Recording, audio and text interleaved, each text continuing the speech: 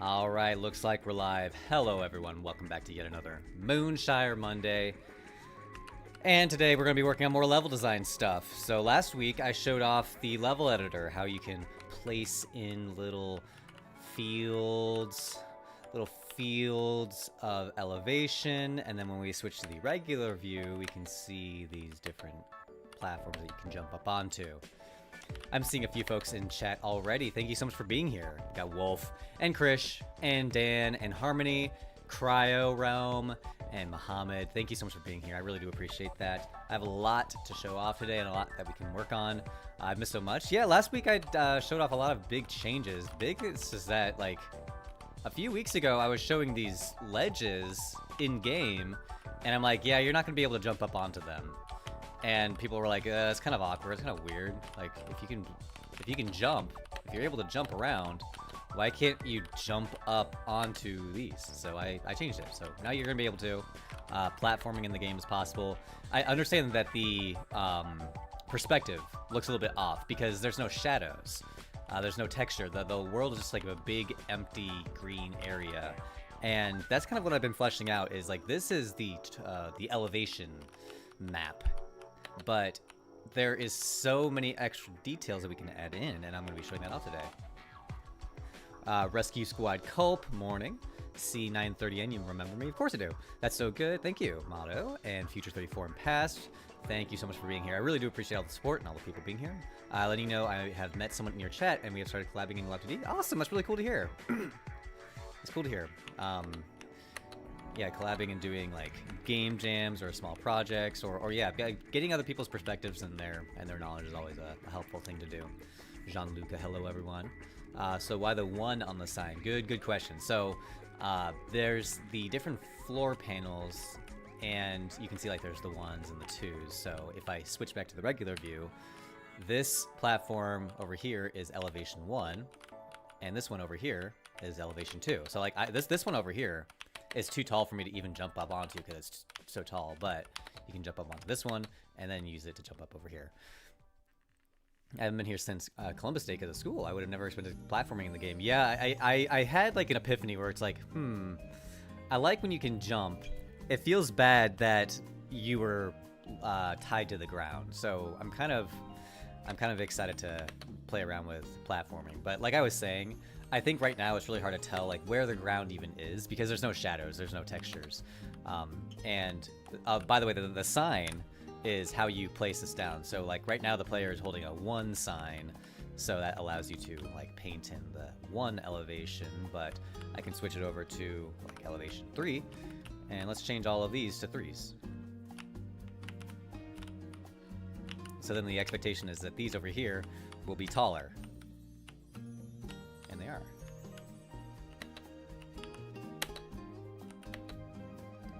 Nice. It is very functional, and you can like fall off of these. That actually, you know, that works pretty well. Again, it's gonna look a lot better when there's like shadows and stuff. But now the next phase is, this was the like elevation height map portion of it. The next phase that I worked on after this, and I think I worked on this right after stream, honestly, the same day even, was the terrain. So I made a new terrain editor. Let's see, how do you get to it? There we go. So in this mode, this is different from, this is the regular mode where you can see everything's finalized. But in this mode, yeah, you can see that it's like see-through. So in this like see-through mode, you have a little bit of customization options. And one of them is being able to paint in terrain. So this is the next thing that I added in. We have the elevation, and now we have the terrain brush, which I'm using a shovel for right now, but I think I might change. So we can literally paint in some of these blue circles.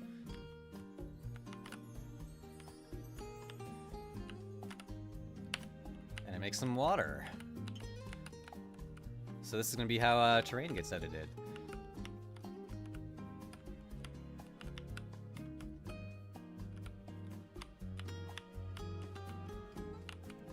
This should all be functional perfectly.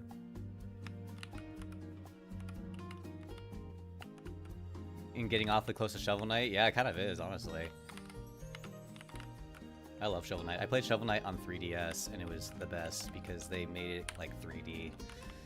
Oh, I'm so excited to make the game like this. It used to be so annoying to like design in all of the dumb like tiles, and then I would have to put fields over top of it. But now it's like it's baked into the game engine, this like level design stuff, and it's gonna be so much smoother. And I know I was like showing how there's like 2 modes. There's like this terrain mode. The reason I have this mode specifically is because I wanted it. I didn't want, like, look at this. If I paint this over here, I want you to be able to place like water behind this ledge, even though you can't see back here. So that's why I made it like transparent. And as far as I know, this is still gonna work. I think I can even like paint it up against the wall over here.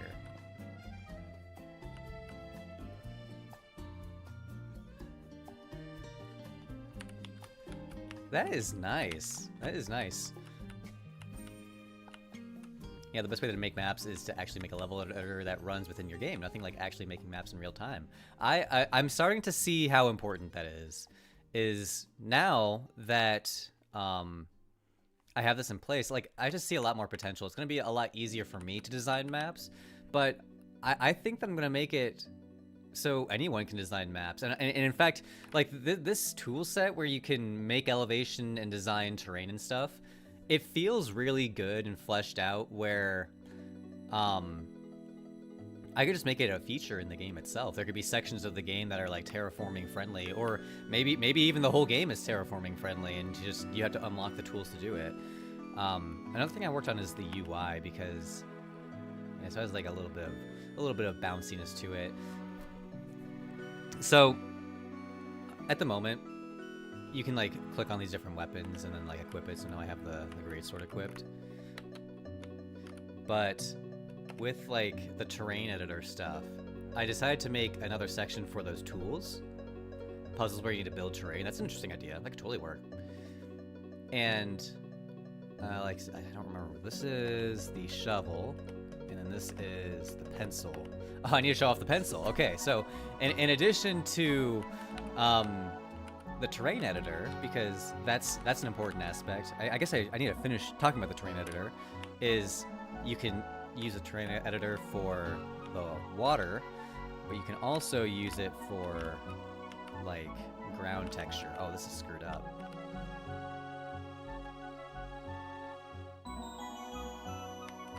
Okay, and then that's how you paint in like the ground texture. So all of this stuff is going to take place within the same engine. And then again, there's one other tool. It's this one, which doesn't have an icon yet. I think that's something that we can work on. This stream actually is making icons for the shovel and for the pencil. Although I might change the pencil to something different. I think the inventory needs a little glow up.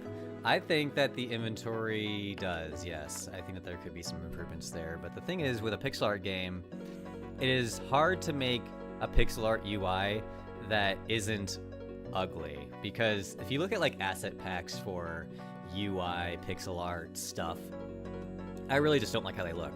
And these panels I made, I've tried so many different UI setups. I've tried like high-res art, but when you mix high-res art with the pixel art, I really just don't like how it looks. So I decided to go back to this pixel art frame. I'll probably change this arrow. This arrow looks bad. I'm gonna change this to something different.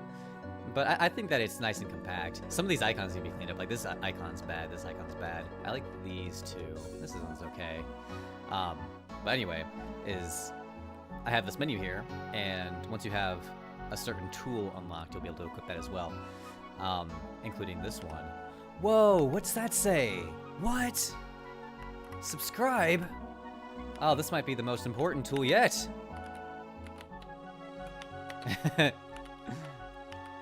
So there's the subscribe sign, or really, it's a sign that you can assign any text to. It's just in the code.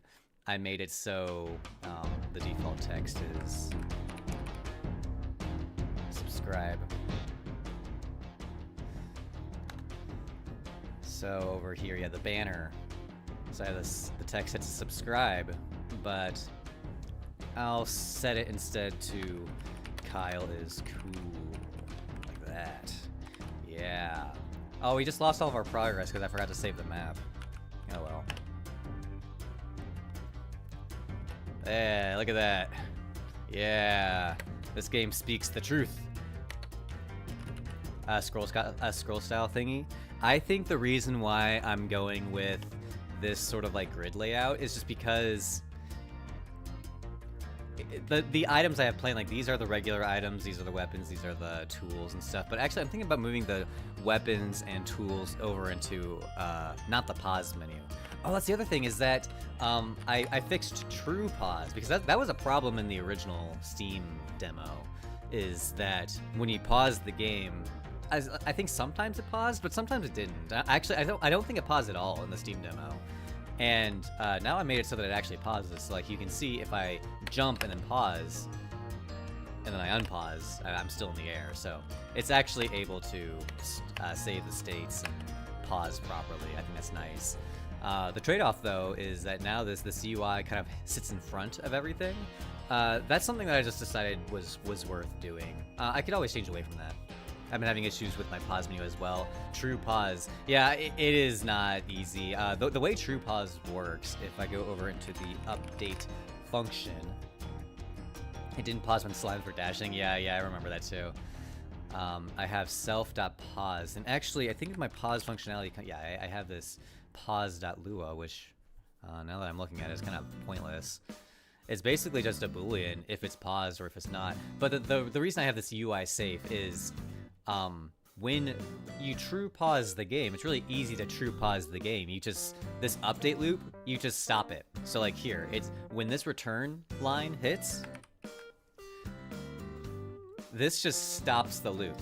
So anything that happens after this line is not going to happen if the game is paused. And it's important to have this kind of logic in place because the UI still needs to update. It's easy to make your pause, you just stop this update loop from running. But if some things need to loop, but other things don't, that's when you need some like customization here. When I see the tutorial stuff, the idea or the advice you make for game dev, I see the game. Sometimes I feel like it's not the same. It's not the same thing. I mean, in this case, the code for this project is quite different than the stuff I've been showing in the like TikToks and stuff. The TikToks have been based off of the old code base, and I've been rewriting it. But it's always been pretty similar to this. But like this level design stuff, this is brand new. The level design used to take place in Tiled, which is this program. So this is how I used to design all my maps, is I would have this external tool and I have like these tile sets and I would just like place in the different tiles like this and it works. But then you can see like all these items like the mobs and the plants and stuff. You can't really see what the objects look like because it's not in engine, it's external. So it was not quite as clean as it needed to be if I wanted to make it work properly. I would plan to do navigation for enemies for different terrain heights. That's going to be a really, really complex subject, and something I'm kind of excited to do because in the Steam demo there is some pathfinding. In fact, I have that video from a couple of years ago where I show like the grid of points. I think I had to remove that for the current version that I'm showing here. But the way that it's going to work is that, like, similar to how right now there's this elevation map for the different heights in the game. And it's going to be similar for the enemies, where the enemies are going to have access to some, like, seeing through the matrix, how they can see this little data, how the game sees that there's 1s and 2s here, but that means it translates to these different tiles. And I think when it comes to enemy like navigation, it's going to be similar where the enemies are going to see like they're going to see these 1s and 2s and they're going to see like these are 0s because the 0s are just like a 0 elevation here. And they're going to look at all these different values and also compare it to their own value because like the player has its elevation property. Its elevation right now it's 0, but I go up here and now its elevation is 1, and over here the elevation is 2. The reason it stores the elevation is because it needs to be able to like fall off of these higher platforms like that. It's going good. I'm working on like the level design, level editor stuff. I need to fix the shadow. It looks so bad. Okay, let's go ahead and fix the shadow. Fine. That's a good idea. So let's make it so here. I want to keep designing it, so I'm gonna do some. I'm gonna ask the AI to fix it because I don't want to. go over to the slabs. Let's get the context that we need. So the things that we're going to add shadows to, and to clarify exactly what we're going to be doing is, it looks really bad right now that the slabs, these ground objects, don't have any shadows. Like you can see that the player has a shadow around its base, but the elevation, the ground objects, I call them slabs in the code, they do not have shadows at the moment, and they do need shadows because it is weird when anything in game doesn't have a shadow. And what we're gonna do to make this work is, this is what the collision looks like for these slabs.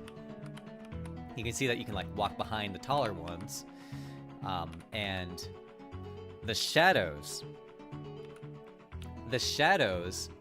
are just going to be the green box part. We're going to put a shadow around this green part. I don't want the shadow to extend up to the top of here, because this is not where the wall is. The wall is actually where this green part is. So I'm gonna make a shadow. It's just gonna be, it's like for now, it's gonna be a regular rectangle that spans the space of this green rectangle. And I'm going to ask the AI to implement that while I go back to painting in more of the level design. So here in the slab, I'm gonna open up this. We're gonna give it context for the slab. And I probably also want to go over to render, because all of the shadows get rendered here in the render file. So I'm going to give it context for render.lua. Here in this file, it's going to talk about shadows. Whoop, shadows. Here we go, collect shadows. So in this collect shadows function, it's going to have to take a look at where all of these slabs are, which I think I can actually do this. Because what I think it's going to do is it's going to give the slab objects its own shadow property. And I'm just going to tell it to do that. In render.lua, you can see that the shadows for every object gets gathered independently from its parent object. Take a look at mob.lua, vessel.lua, and prop.lua. They have shadows via the vessel.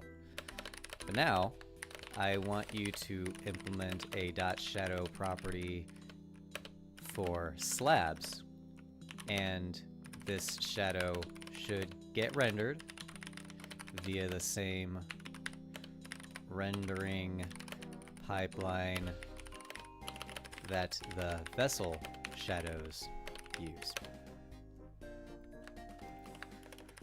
The way that slab shadows will work is that slabs have a field and they have a collider. The shadow needs to match the same area as the collider portion, but maybe slightly bigger, so we can see it, since it renders underneath of the slab. Also, an important distinction about the slab is that the slab does not have its own draw. Instead, it is drawn via tiles that get generated through level.lua and tiles.lua. Well, I'm pretty sure that's gotta be enough context. How much more could I possibly type in that? Okay, so while it works on that, I'm gonna go back to this and we're gonna paint in some more of these tiles, because it feels like an adult complaint. That's how I talk to AI, is I give it every bit of context it could possibly need, and then normally it figures it out. So let's go to this, and what I want to also show is that you can save these maps, because I showed earlier how I was painting and then I closed the game and then I lost all my progress. But that doesn't have to happen. In fact, I'm going to go ahead and save this right now. I think I can show this if I have. So it's showing all the print statements, and if I go in here and I do Control S, that should save. Whoop, where is this? Okay, map saved successfully. Okay, so it saved the map to the save directory folder. So now I need to go up there and find that, which is here. Oh, this is so messy. Okay. There we go. So this is what the save folder looks like right now. There's actually some junk. This file 1 should go in old. That's old. Whatever. We don't need to get rid of that for now. So it created this level blank.json. So it created this JSON file, and let's take a look at what that looks like actually. Also this finished, so we'll take a look at what the AI did after we look at this JSON. So this is what the map level data looks like. How do you view the print statements? So in Love2D, there's a configuration. You can add a conf.lua that's parallel to your main.lua. So here's main.lua. You can add a conf.lua, and if you specify these conf details, there's a wiki page for this, but there's lots of different configuration settings you can put on, and like the title and the window stuff. One of them is the console. So I have t.console set to true, and when you have the console set to true, at least on Windows, it will pop open an extra like window like this whenever Love2D runs, and then I'm able to use like regular print statements. So like in input, I think that I have the print statement for that save is just like, where did I put that? It's under F2. Oh, here it is. No, it's under game event. Event. Continue. Oh, this is when I load the game, but that's still the. Oh no, I was looking at the wrong input. Not F1. I'm thinking of Control S. This one, level save. That's the one I was thinking of. Level. Whoop! I opened the wrong thing. Save. Here we go. So any prints that happen, like all of these are the prints that we were saying is, if successful, then it's going to print those lines. And then if it's not successful, then it can say error saving the map. This game ever finishing? Who knows? We'll see. I'm sure it will. What if you want to put water on the heights? Oh, I didn't show that. You can. You can do that. I should have shown that earlier, but whoop. I crashed the game. Oh no. Uh-oh. I crashed the game. What happened? For some reason I crashed the game somehow. That was weird. What AI do I use? This is Claude through GitHub Copilot. Let me see. Why did that happen? Also, if I want to reload that map, I'm gonna have to overwrite it. I don't even want to do that. What am I looking at? This is a lot of code to work on a level editor for the game. Sorry, I keep jumping around to a whole bunch of different things, but the level saving system does work. But now that I have the level file, it's literally just this JSON file. I'm going to take the contents of this and just manually paste it over into the like the demo. We'll put it over into maps. We'll put it into demo 2.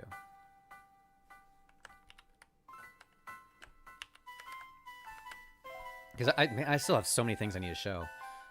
Okay, so now when the game loads, game, I'm gonna set it to open up to demo 2. And we're in the active state. Just wondering what made me choose Bradley. Oh, the college. Oh, look, it made the shadows. So I chose Bradley just because it is local. I lived in Peoria, and Bradley is just not far from me. So I was able to live at home and commute to Bradley. I didn't live on campus or anything. But back on the topic of these shadows, there's actually an issue. The shadows that I asked the AI to generate are not, it's super broken. Super broken. It's not working at all. It's so broken, I kind of want to just delete what it did. Because it's really bad. Especially up here. I don't, like, why did it do this? This is super bad. I think I'm just gonna get rid of it. I seem uncomfortable typing. I don't think I feel uncomfortable typing. I think that it's just I have a lot of things to keep track of. So I'm going to get rid of the changes it made. I really don't like what it did. Let's actually analyze what it did, because the code it produced, the result, I'm not happy with. Shadow support for the slabs. Now I need to check what shadow sprites are available. Box and Y, now I destroy function.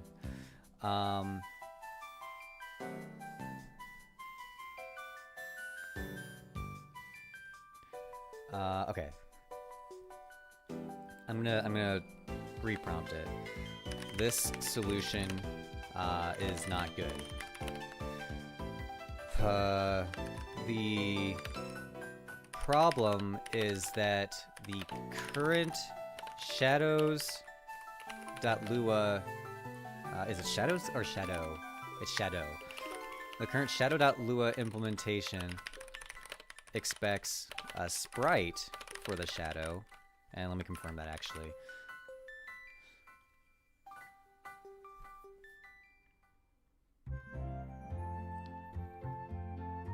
Yeah, it requires a sprite.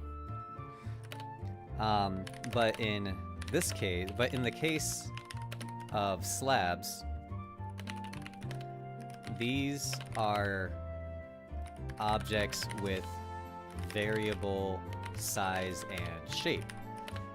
Therefore, we shouldn't use sprites to construct the shadows. Instead, I want you to update shadows.lua so it can render shadows as shapes. If you can, utilize shape, what is it, utils.shape. I wrote this shape.lua file a long time ago that has a bunch of shape-related functions that it could probably utilize. Render shadows as shapes. You can utilize utils.shapes to draw non-sprite shadows. Then for slabs, like I originally asked, I want the shadow to be a rectangle that matches the size of the collider rectangle for the slab. But you might want to make the shadow rectangle slightly bigger. Vibe coding, yeah, I know. Because it needs to stick out from underneath the... I was just typing a bad word. From underneath the, what is it, the slab tiles. Let's see what it does. Your code base will turn into soup. I think that if left unchecked, it definitely could. And this is a valid complaint that people have with AI coding, is that it can create code so quickly, so fast, and if you just let it do its thing and you check in everything that it produces, you are right. You will end up with soup. You'll end up with a bunch of bad code that doesn't really do what you want it to do, or like eventually it's going to grow so ugly and so complex that it doesn't really work. But the reason why I don't have that problem, at least not yet, and I'm still learning, who knows, but the reason why I don't feel that problem right now is because you can see how long my prompts are and how much context I give it and how specific I am with how I want to implement these solutions. I don't allow it to turn my code into soup, because whenever it produces any sort of code, I make sure that I like it. the first thing I do is I test to make sure that the code it produces actually does what I asked it to. In this case, it actually didn't even work. I had to reprompt it so we can figure out if it's going to work or not. Then, once it actually does work and it produces something that I like, then that's when I need to go in and actually check the code to see if it is making the edits that I want it to make and all that stuff. Just wanted to let you know I absolutely love your game and all the devlogs. Thank you, appreciate that. Why use AI if you have the skill to just do it yourself? Because this is much faster. This is much faster. Even though I have the skills to do this, it is time consuming for me to go in and update the shadow file to support shapes, even though I know how to do that, and then implement that on the slabs. Like, I know it's only making changes to 58 lines. It wrote 58 lines of code. How much time does it take a human to write 58 lines of code? It takes less time to just write this prompt, but at the same time, it is important to like actually code for real, because if you don't code for real, you won't really learn how to code. For a game you are looking to sell or make money off of, I would not recommend a cloud-based model. I'm not quite sure what you mean. Oh, you're talking about the AI model? Why is that? With a JSON file, people can edit values, so are you going to do something to avoid it? No, I actually kind of want it to be editable, very customizable in a way that people can see those values. Even the save data for like the player, you can see the player's different values. Like you could change out the weapon if you wanted to, and change out the different colors you have equipped. But yeah, I definitely understand that using AI can be a challenging and problematic thing for some projects. It definitely can. You using Sonnet, this learns from you. Then other users models can likely use the same code. You are using Sonnet. This learns from you. Then other users models likely use the same code. Oh, so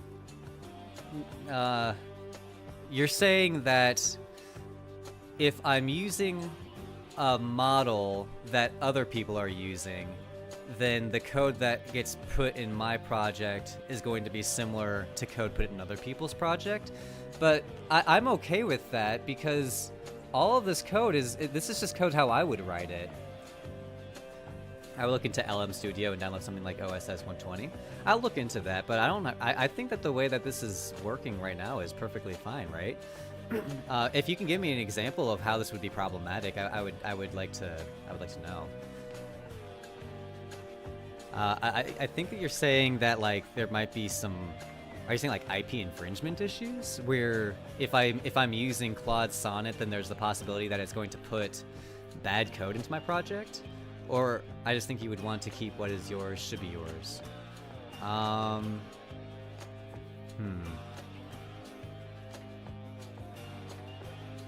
But why Lua? Yeah, the reason I'm using Lua is because I like Love 2D.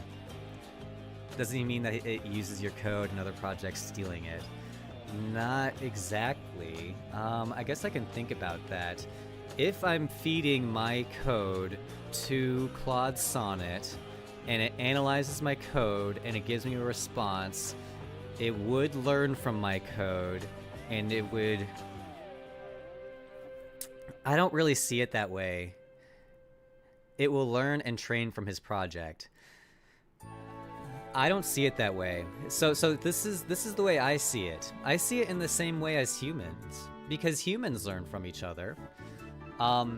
If I went on an open source project and I browsed through the code and I was like learning from it, is that okay? Or like, I guess this isn't open source though. You may not see it, but coming from an AI engineer, I would just be careful using it to build a closed source project. That's fair, and I see what you're saying. You're giving me a lot to think about, because that's a question I haven't really been thinking about at all. Really, does the model take any value from the project if I'm feeding it data from my project?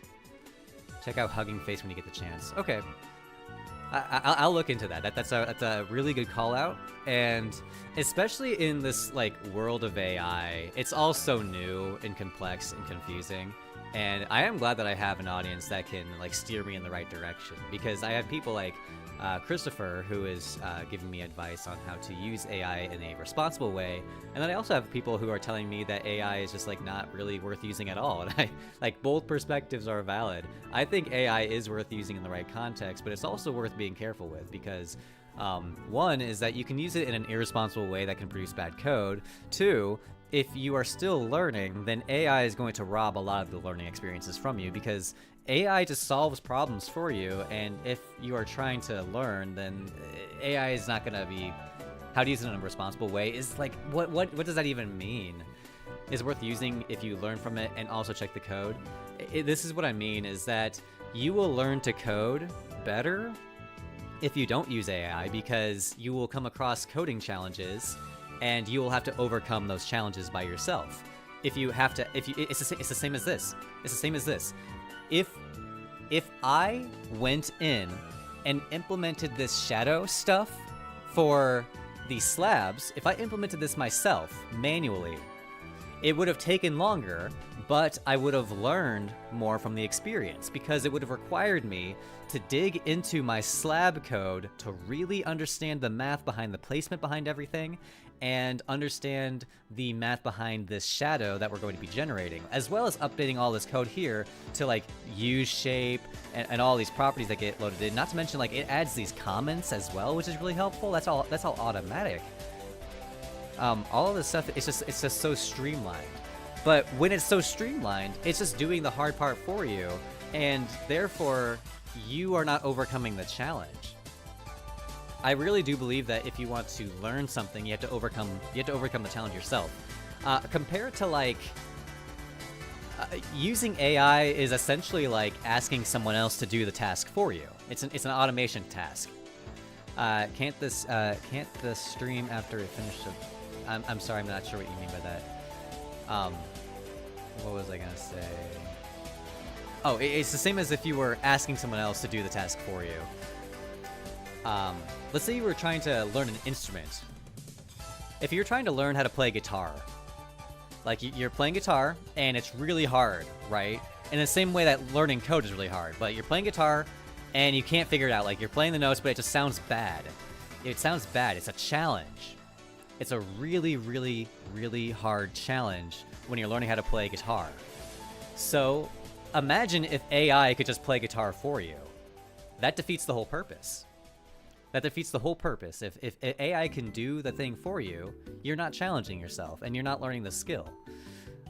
So it would be foolish if like you were learning guitar and you're like, I can't play this lick. I better ask someone else to play it for me.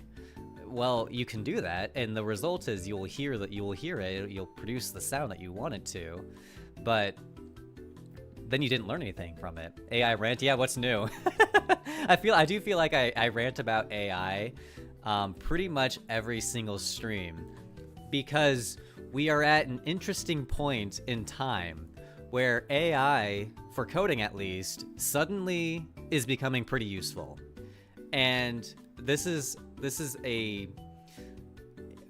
it's something that a lot of people don't, it's just a hard subject to breach. AI is a controversial subject because it's encroaching on human creativity. It used to be a human endeavor to produce code like this, but now it's not.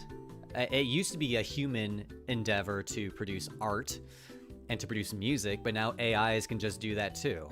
And it's really strange and existential when like technology is just able to do creative things like this intuitively and with so much knowledge and skill. And I think it's definitely rubbing people, or I think it's rubbing people the wrong way. That and rightfully so, because in some cases AI is costing people their jobs. There are companies out there that are saying that they're laying people off because of AI, because they're able to use AI to do multiple people's work with just one person, and that's a problem. That's a problem because people need jobs to live, and if AI is here doing people's jobs, that means that there are people out there without jobs, and that's ruining their livelihoods. This is an actual problem. So there are valid reasons to be upset with AI because, and also the laws and IP and copyright infringement, that there are some really, really sour issues that still need to be addressed. with AI. So I am very patient with all perspectives. I am patient with the people who really dislike AI, and I am also patient with the people who really do like AI, because I see both perspectives. I use AI, but I understand that people like don't like that I use AI in any capacity, because they see it as like a, I don't know. It's a touchy subject. I understand why.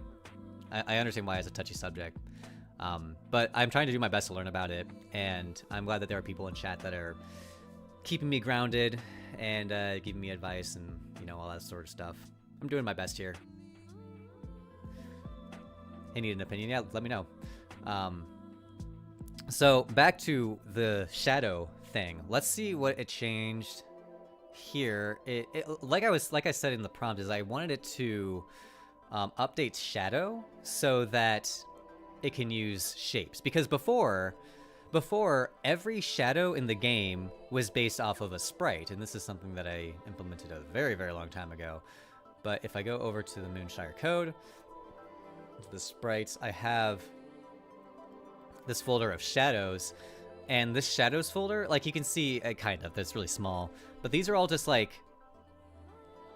small pixel textures. And every shadow in the game kind of looked like this, where, well, that's just a square. Every shadow was based off of a sprite like this.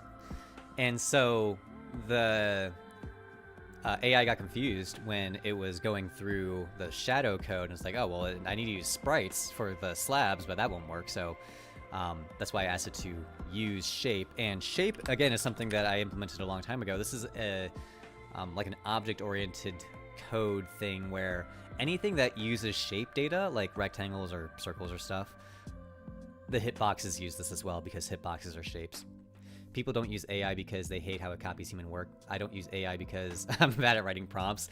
I mean, sure, it's a skill in itself, but I think that people have their own perspectives, and all of it's valid. I'm like I said, I'm super patient with anybody's opinions on this stuff. But I do know that things are changing very quickly. Christopher says game dev and AI are still very far apart, though, compared to web design. Oh my gosh, you are so right there. It is. I am shocked at how good these agents are at web design, because I did what you did, where I gave it prompts for web development stuff, and it's crazy. I have to imagine that web design is what they probably focus most on with the agents and stuff. Do I make a new copy for MOONSHIRE each time you make a large module? No, I use I use Git. Whenever I have a big milestone, I check in the code, and you can see all my check-ins right here. So every time I have an update to the code, all of these is like, this is just one file got updated, this has 3 files updated, 6 files. So anytime I have like a few files that get updated, I always check it in. And then the point of this is that you can go back to other stuff, other earlier versions of the code base. I mean, I consider programming as art, so maybe that's why I hate it. I mean, I feel you there. Like, with art, it is frustrating. And I went on this rant earlier with a different stream, is that, like, I went through my whole life. I got a computer science degree. I was a software developer for years before AI was a thing, and I mastered the skill of coding. And I used to write all my code by hand 100% of the time. And here AI comes along, and it's just like, nope, all that time you spent mastering that, not relevant. I can just do it as a computer. But the thing is, it is still relevant, and it's the same with art. Like, it feels bad that someone spent their whole life learning art and becoming a phenomenal artist, but then AI can come along and make art that's just as good.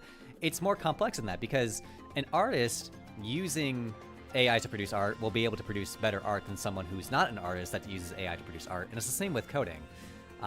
If you are a newcomer to coding and you try to strong arm AI into producing code for you, I don't think it's going to work out very well. And that's why I always say, especially for newcomers, or if you're trying to learn or improve your skills, I really do not recommend using AI, because part of the learning process is you need to overcome challenges, and the AI is just taking that away from you. If you could go back, would you still get a CS degree? Yeah, I still would. I still would. I understand that the job market is different today than it was before, but I still love CS as a field, and if like let's say that I like actually went back in time 10 years and I was just graduating today, I would still do I would still do CS. I would still get my CS degree. It would be harder. I think that today it's harder compared to what it was. But you know, I remember when I was graduating with my CS degree, and I would go on the subreddit CS career questions. Anyone out there know that subreddit? It's a very toxic place because it's survivorship bias. It's a collection of people who are struggling to find jobs, and when I was struggling to find my job, I was always on that subreddit. And it's just a horrible toxic cycle of negative posting, and it'll make you feel like the job market is worse than it actually is. I'm sure it is problematic. I'm sure there is problems because I hear about layoffs and stuff. But when you hang out on CS career questions, you'll be convinced that the world is ending. So I still like CS. I still think CS as a degree is awesome.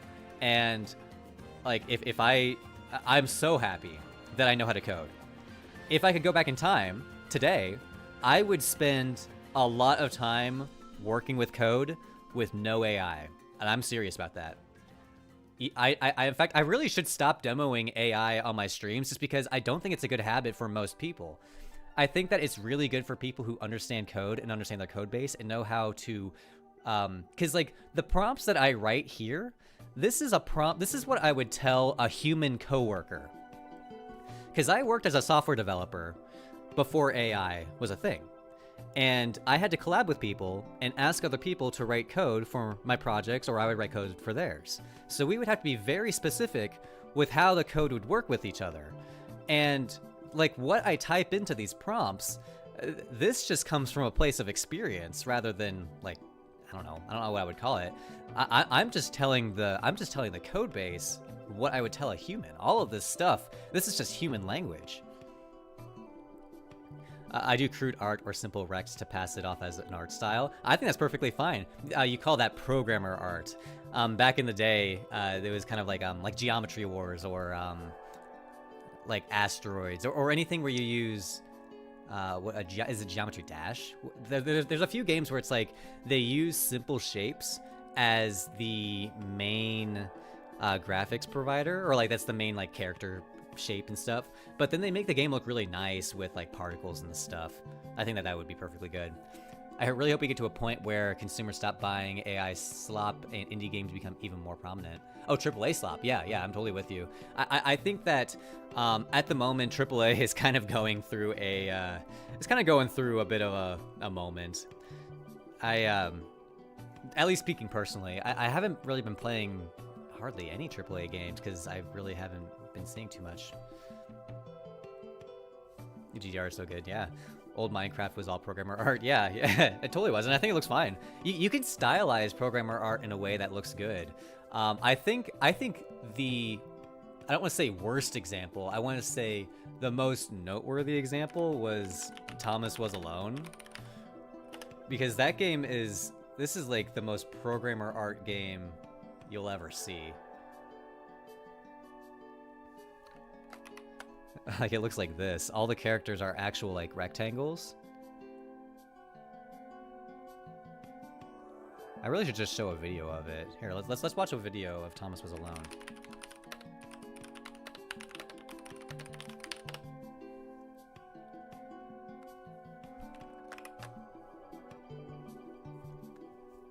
Thomas was alone. I remember the narrator had a British accent. Not everything is Silksong or Undertale Celeste. It's totally true. And the funny thing is, if you look at this trailer here, I think this looks fine. I think this looks great. Like it doesn't really matter that all the characters are just rectangles. He stylized it in a really nice way. So, and like you can see there's some like squash and stretch. There's shadows. He's using a lot of post-processing. There's tons of shaders being used. But it's still all simple shapes. Undertale also had crude art. It totally did. But even that, that is stylized in pixel art. Like, especially the overworld art, it feels very like almost MS Paint like. But like the battle scenes for Undertale, I think that art looks really good. 150k views, but under 1,000 likes. I'm guessing this is just because this is so old. This is 13 years ago. But I'll give it a like. That is wild. 13 years? This came out in 2012. Holy moly. I was thinking it might also be before YouTube switched to upvotes and downvotes. Because, like, when I had my YouTube channel, Game Maker Crab, it didn't have likes and dislikes. It had stars. When did YouTube switch to likes and dislikes versus stars?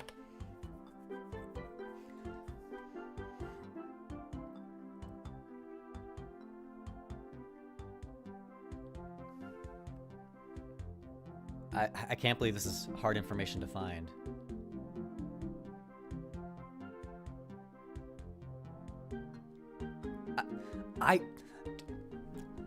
I hate the internet. I hate the internet.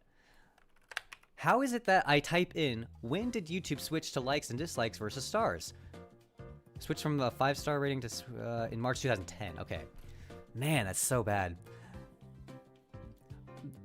This is the thing. You wouldn't know what actually happened here. Is I typed this in, and I wanted to click on a website so that I could figure out what it was.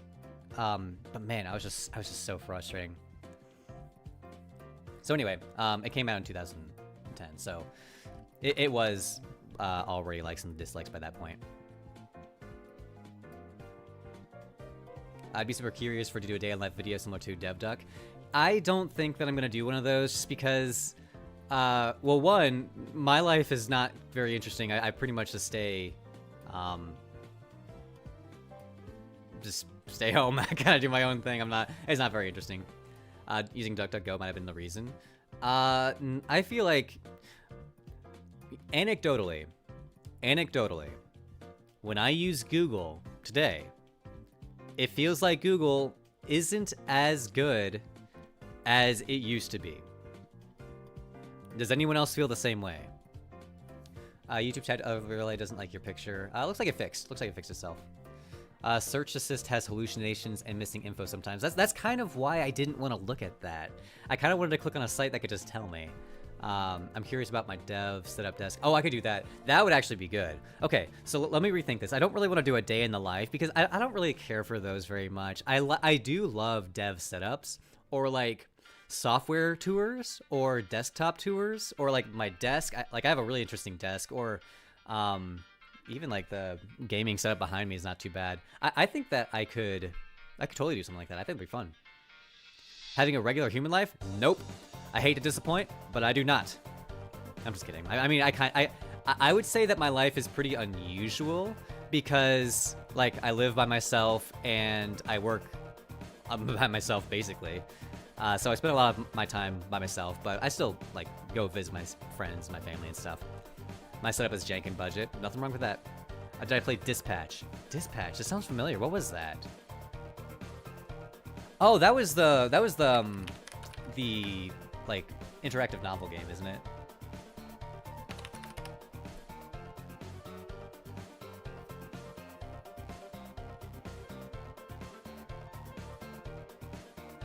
I did not play it, but it looked really cool. Like the style of it looks awesome.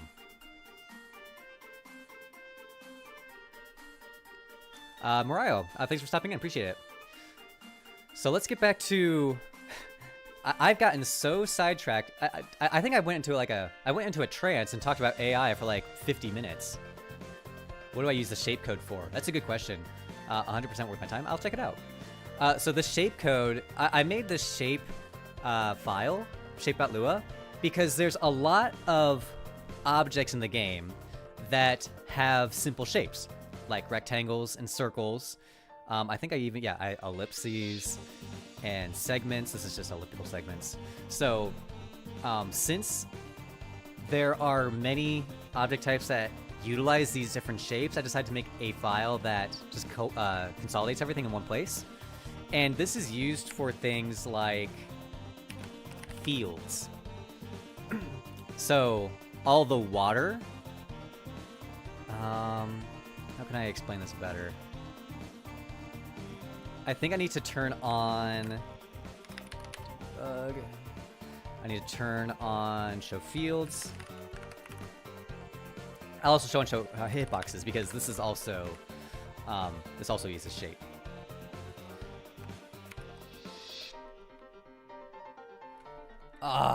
The shadows are still so broken. They're not so broken. They're better. I kind of want to undo all that shadow stuff. I really don't like what it did.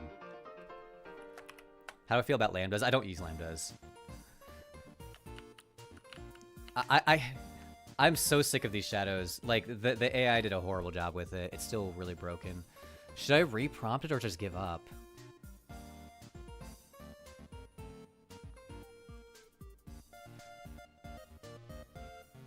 I don't want to remove this, because the shadow... This needs to stay. I'm a full-stack web dev learning game dev, but my job moved me to an AI project, so now I'm learning LLMs too. It's overwhelming. Any advice on balancing both? Sure, yeah, that's really cool. And I've been hearing that a lot from people in the industry, that a lot of companies are not enforcing, but they're really pushing AI on employees. And there are ways that you can incorporate it that probably won't feel very obnoxious. Like, you hear the phrase, like, pushing AI, and it's like, that sounds really icky, but really I've adopted it in a way that feels pretty nice. Like, for example, if you're used to full stack web dev, what I think you should start with is using it for debugging, for finding where the bugs are. For example, I'll give an example right now. There's a bug. The shadows that you added to the, what is it? To the slabs are appearing over top of the slab tiles.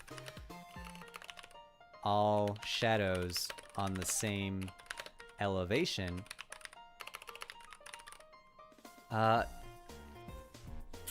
No, actually,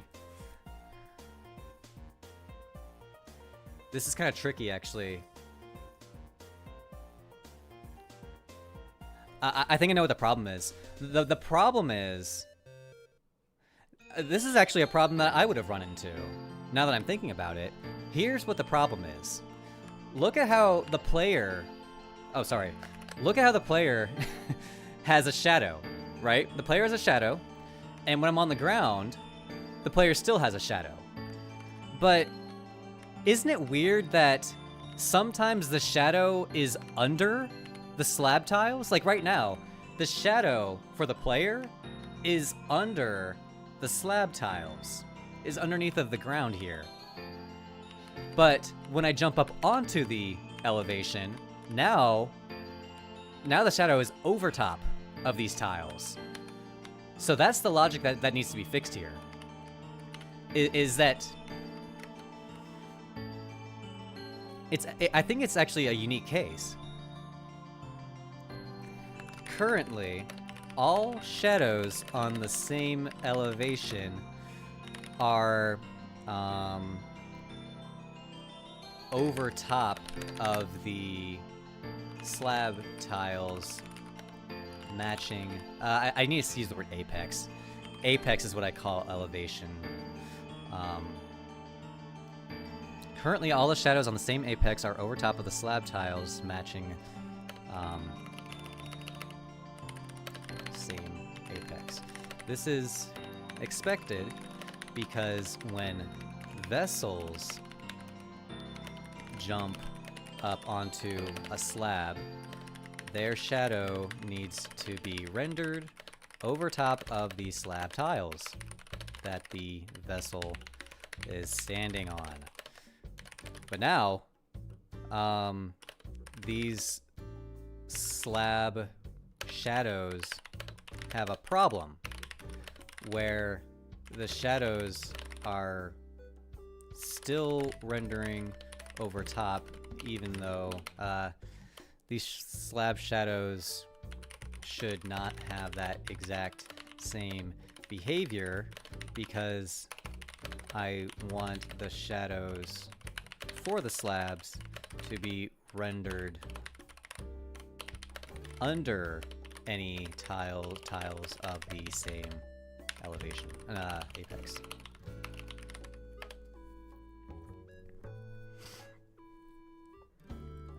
Just wondering, what game did you draw the most inspiration from? I would say the most inspiration is from Link's Awakening. Because if you go back to my Game Maker Crab YouTube channel, all that stuff is like Link's Awakening inspired. And even the game in its current state, I really do feel like there's a pretty noticeable similarity. I need to get these shadows fixed real quick because I'm so sick of looking at this.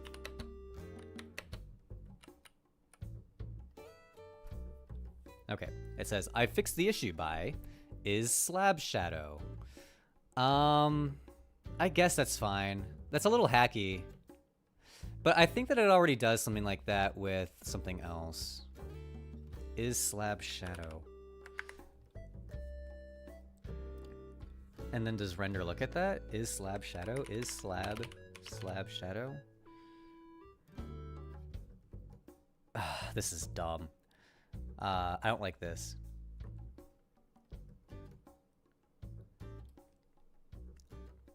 And this is also getting really cramped.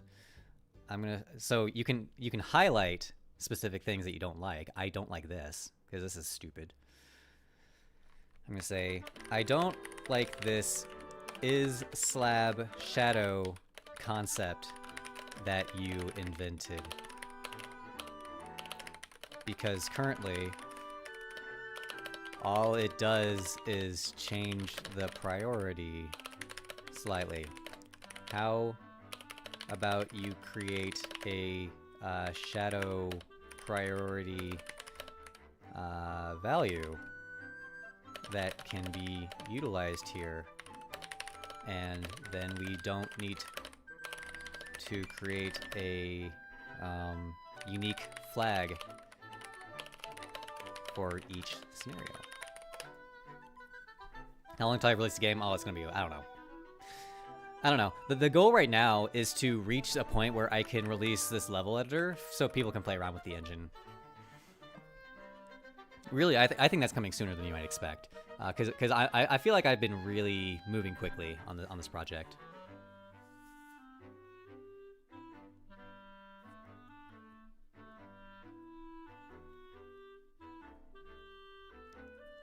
Tell the AI that's not getting paid with its current performance. Yeah, I'll check into that. Let's see. If it gets it wrong, I replaced is slab shadow with a generic shadow priority. Okay, good. That is what I wanted. It did not work.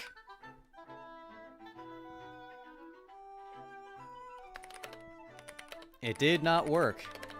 You will not be getting paid if you keep up this horrible performance. Please step through the code, especially for level.lua, tiles.lua, slab.lua, what else? And render.lua, and shadow.lua, to figure out why the slab's shadows are being rendered over top of its own tiles.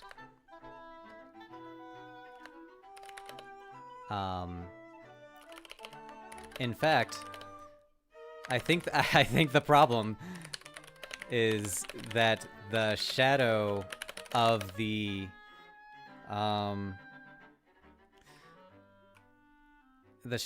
slab is given the exact same apex, but that's not actually. My keyboard died. My keyboard died.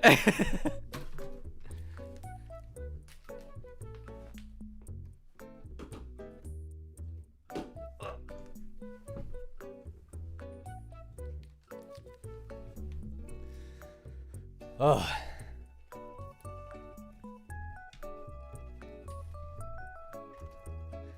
I think it killed my I think that it realized I was being mean to it, and then it killed my keyboard. Okay, where was I at? In fact, I think the problem is that the shadow of the slab is given the exact same apex, but that's not what I want. The shadow of a slab is meant to be... Oh, because I fell down. Yeah, because my charger is over like there, and I had to like crawl to get it. And the shadow of the shadow of a slab is meant to be what? What was I talking about? Oh, it's meant to be apex 0 because the slab itself is what provides apex to other objects. So to clarify what I'm talking about, apex is what I call this value, 1, 2, and whatever. So any values that I'm placing here, the apex of this platform is 4. The apex of this platform is 2, and the apex of this platform is 1. The reason why I am using the word apex is because this is a different value from elevation. Elevation is actually how many pixels high up it is. Because like this ground here, this is not 1 pixel tall, it's actually 12 pixels high. So its apex is 1, but its elevation is 12. So that's why there's a distinction there. And that's why I had to clarify this here. Have elevation 0 explicitly set. Let's see if that changes anything. I don't know if it will. It did. It did. Okay, so now the shadows are being rendered underneath of the slabs, so that's good. But obviously they that's kind of weird, but yeah, Foxbot, I heard you saying that the audio is having issues, but apparently it's just your end. What actually is the point of a wireless keyboard? Like a wireless mount makes sense, but a wireless keyboard is kind of pointless. Yeah, it kind of is pointless if I'm being honest. I probably should just have it perpetually plugged in. But the big reason why I went wireless is because I guess I don't really know why. It's just kind of convenient. Do you need to give context to the AI chat in VS Code, or is it just picks it up on its own? You should give it as much as you can. The more you give it, the more likely it'll be successful. Because using an AI to produce anything, like I'm sure that you've noticed that sometimes it does a good job and sometimes it doesn't. For anything, if it's like asking it a question or writing something or producing an image or doing some coding. So if you want to increase those odds of it being exactly what you want the output to be, the more context you provide, the better. And especially in a code base, because like my code base has hundreds of files, and each file is hundreds of lines long. So it doesn't actually have context on every single one of those files every time I ask it a question. That's why I get kind of like specific with which files I want it to look at. Like I said, level.lua, tiles.lua, slab.lua, and render.lua. Because then I know that it's actually going to read through those files. What happened? That was weird. Okay. Now we need to fix the positioning issue, because obviously... do you feel like using AI to code makes you less familiar with your code base? I struggle with feeling like I can just turn my brain off and not fully understand my code base. The answer to your question is yes. If I was manually coding every single line, which up until like a few months ago, I was manually coding every single line of this project. I did not use AI at all until like this summer. And when I started using AI, it allows you to produce code faster. But since you are not the one writing it, like you were saying, it comes with a big asterisk. It comes with a big caveat. You will not know the code base as much as if you were writing it yourself. It's the exact same thing as if you hired a programmer to your team. If you hired a programmer to your team and asked them to code your game for you, well, then obviously they're going to understand your code base way more than you do. Obviously, because they're the one that did it. But the trade-off is that they do it automatically and they can do it faster because you have someone else that's helping you. That's what I like to compare it to, is that your choice to use AI should pretty much match the scenarios of when you would ask someone else, for a human, for help. Shadows are passing through the terrain, it looks like. Yeah, so what I think I need to do is it's actually rendering the shadow from like the left edge. So we need to give it another prompt. I'm gonna say, we're gonna go back over to, there's a problem with the slab shadows. The rectangles being generated look like they are OX, OI not matching the collider of the slab. Currently, the shadow is offset 50% too far to the left. I think that's it. I feel like AI coding assistance can be a double-edged sword, to be honest. It definitely can. It definitely can. And that's why using GitHub or source control, any backups, is so important when you're using AI to make edits to your code base, because these AI agents sometimes make mistakes. Sometimes they do stupid things, or sometimes they misunderstand what you want and then they screw things up. And can you imagine if you had a wonderful game going on and you asked the AI to fix something and it changed a whole bunch of files and then now your game is broken? How do you get back to what it was? Now the real question was, is it really worth using, or is it really worth it to get the AI to do all that, considering you had to prompt it 4 times already? I feel like at this point it would have been faster to write it yourself. In a way, you're kind of right. Is if I was, so it's especially useful right now because I'm sure you guys have noticed in my streams, I don't code very often, especially because when I start coding, I focus, I get in the zone, I stop talking, I stop reading chat. If you look at my VODs, if you ever find a moment where I'm actually coding something, I pretty much stop talking and I stop reading the chat. And I'm not a big fan of doing that, so really, it's kind of led to me not coding very much on stream. And you are right that if I would have just done it myself, I think I probably would have resulted in a working solution faster if I would have just focused and did it. But the trade-off, though, is this whole time I've been reading chat, and writing these prompts is a little bit easier to do compared to spending time writing each line. So that is a really good call out, though. And in some cases, it's definitely true that trying to construct the perfect prompt is not going to be any benefit. There are lots of cases when I know what the problem is, I know exactly which file it's in, and I can just go and fix it. It would be more time consuming for me to explain exactly what the problem is and how to fix it to the AI and then have it do it. So I think we're all in agreement here that there are situations where it really isn't appropriate to use it. And there are definitely situations where using it too much can lead to you not understanding your code base as well. And yeah, there's definitely trade-offs. I'm really into this discussion of like pros and cons of AI, because it's not like a magic bullet. The existence of this tool here, I genuinely don't think it's going to lead to like a bunch of like bad games on Steam or anything. I think that it's going to just speed up the process. Well, I don't know. It could cause problems though. Maybe it will. Maybe it will enable a bunch of bad Steam games to be made. I'm not quite sure. Who knows?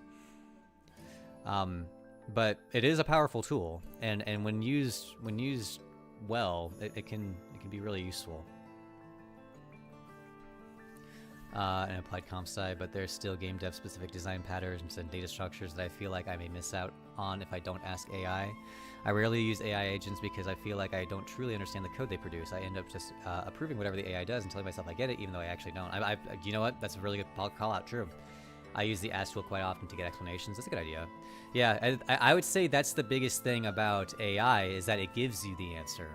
And that's why I really, really, if I was starting over from scratch with game development or coding or whatever, I really would not use AI at all, because like you're saying, you're missing out on a lot of the context. When you have to write the code yourself manually, and you have to do the research on all of the different properties that go into it, and you have to fully understand each line, because when the AI gives you the solution, you don't have to understand each line. We can tell ourselves that we're going to review every line, every word, and we're going to understand it. But as soon as you check it in, I think that it is going to leave our minds. Compared to when you wrote it yourself, if you wrote it yourself, you're more likely to remember it. It's similar to like notebooks. I take physical notes a lot. And taking physical notes, I think, is not quite as productive or as efficient as if I was using OneNote or like Notepad, because I can type a lot faster than I can write. And then if it's in my OneNote, then I can like Control F and find the notes, and then I can do a whole bunch of like cool data stuff with it. So writing in a notebook isn't really as efficient as using OneNote or whatever. But when I write things down manually with like pencil and paper, I genuinely feel like I internalize that information more than when I type it. I feel like something about the physical pencil to paper writing or drawing, because like, you know, I also do little doodles too on these pages, and something about that process feels right, and it feels like it makes me remember all of this stuff a lot better. When I was in school, when I was a student, whenever I was studying for a test, I would just rewrite my notes. Show us the doodles. I'll show some. I'll try and find some good ones. I don't want to spoil anything. Okay, I guess this is okay. This is me planning out the level editor, and you can see the doodles of the character holding the sign. There's the pencil and the shovel. I was over here on topography. I was like doing some math to try and figure out how the elevation switching is going to work with like the terrain, and how everything is going to be generating the tiles and stuff. So just drawing that stuff out was helpful for me with planning things. By the way, I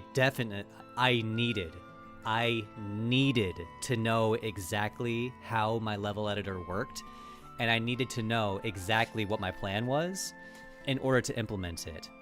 If I just asked this AI, implement a level editor for my game, 0% chance it would work. Do I take art commissions? Oh wow, I'm flattered, but no, not at the moment. There are specific tutorials for those concepts out there. You can use AI as a form of a learning assistant, but I usually find it more helpful for locating niche articles. I like using AI as a search tool, because one nice thing about like ChatGPT or Copilot is that it like actively searches dozens of websites, as opposed to you having to manually click through a bunch of different stuff.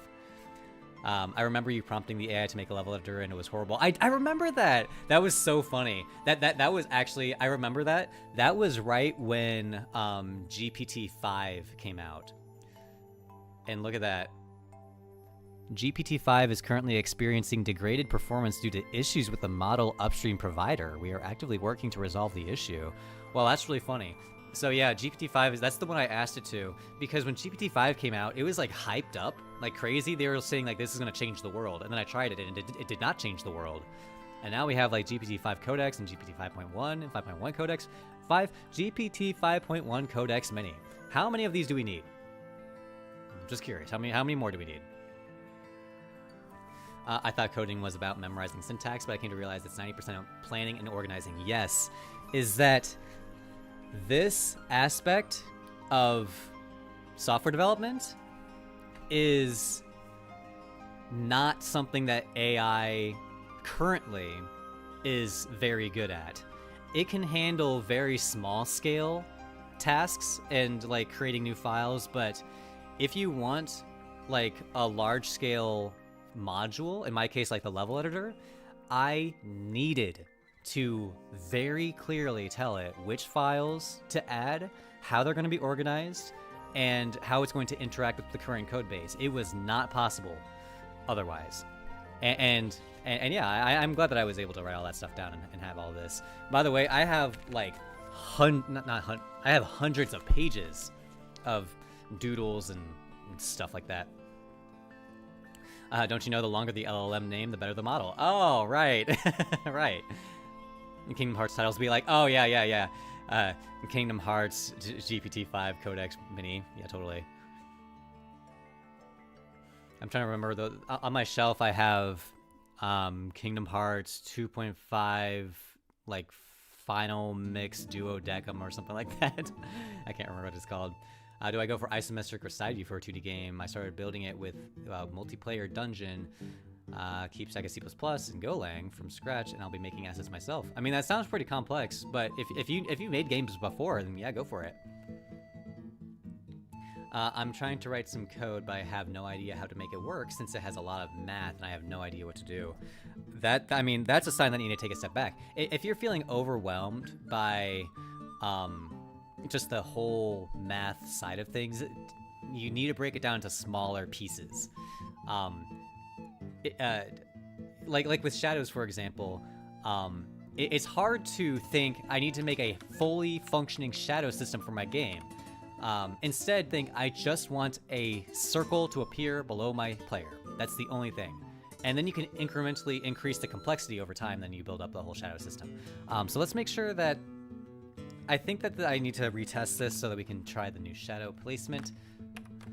Okay, this is better. I still don't like... It's like huge. So let's go over to slab. So this is where I did that. 1.2. Slab.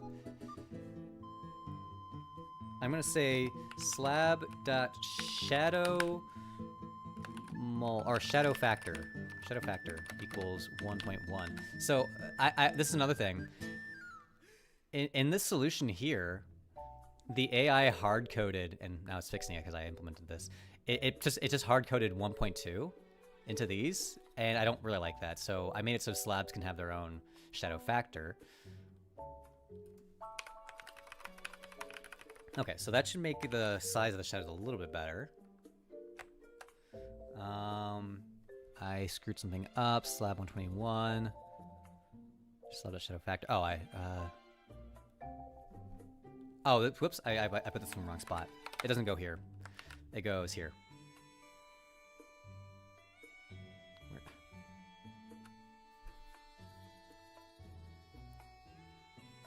No, what the heck?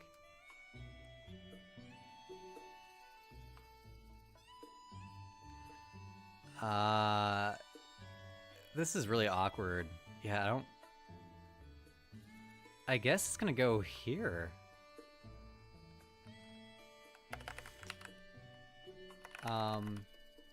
If not, yeah, that's fine. I'll fix it.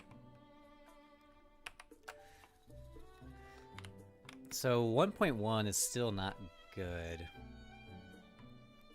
It's like all around the object, shouldn't it be below? Yeah, right now it's oh, and this is why it has to be a factor, because look, the shadow looks better on this one compared to this one. And you said it's all around the object, shouldn't it just be below? It should be... I think it should be mostly below, so let's shrink it even more. Let's try 05. How am I gonna run the corners of the shadow? I haven't thought of that yet, because yeah, it looks really bad when it's like pointing out like this. Why did Nightbot... Straybor, I'm sorry that Nightbot did that. That was mean. Straybor, I can see your question still. It said, how long did you, Yeah, it doesn't... I guess Nightbot doesn't like it when there are dots with text on both sides of it. But they asked, how long did it take to learn Lua, and do I know C++? Yeah, so I learned C++ in college, and then, I don't know, learning a language is not really a start and finish process, because when you already know one language, picking up another language is very easy. So I already knew a few by the time I started learning Lua, so it was very quick. How's the progress going? Going good, thank you. I got beef, sorry. Yeah, Nightbot is a little bit picky once in a while. I showed the terrain earlier in the stream, how you can paint in like the water, like this. And someone earlier in the chat asked, how do you handle multiple elevations with the terrain? And I actually have that handled, so let me show that.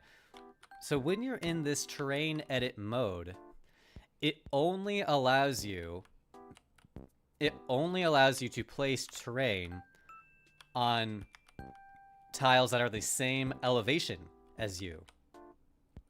So all of the stuff on the ground is the same elevation, but if I hover over these tiles, well, actually this is okay. You are allowed to put tiles underneath of lower elevations. So you can put water all around here. This is acceptable. So you can do this. This is fine. Okay. And it looks like that. I missed a spot. There we go. Okay. But then, the question is, can you put terrain up here? And you can. So you can put, when you're on a higher elevation, so when you're on the ground, you can place terrain anywhere on the ground. But when you're higher up, like up here, it only lets you place terrain where it's the same elevation as you. So I can place water up here like this, but I can't place it down here. You can see like the hover thing goes away when I try to do it over here. That looks so nice. Obviously it's not functional yet, it's just the tiles, but it does look good. To make the size of the shadow, shouldn't you get the size of the terrain and add an amount to the sides instead of multiplying by the size of the terrain? Shouldn't you get the size of the terrain and add an amount to the sides? Yes, that would be ideal. I think that in the case of the slabs, these custom shadows... what should I do for that? Leveler is cool, thank you. Adjusting the light source angle. I have not. I think that I'm going to keep it more of like a top-down, straight-on, just because it gets a little bit hard when... I feel like the shadow looks good with certain perspectives with pixel art, but when you offset it in a certain way, it gets kind of ugly. So I like keeping the light source consistent. That way it would be the same for different sizes of terrain. Then I'm out to the side and multiply the size of the terrain. Did I make a math mistake somewhere? It is kind of weird that like these shadows are less in. I think I did make a mistake. So let's make like a really tall one, like 7. So are these shadows like not going to be in it at all? No, that looks normal. Maybe it's based on how tall it is, or how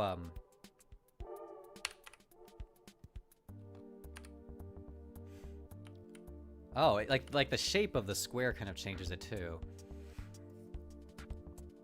Cause like why would this shadow stick out farther than this shadow? I don't see why it would.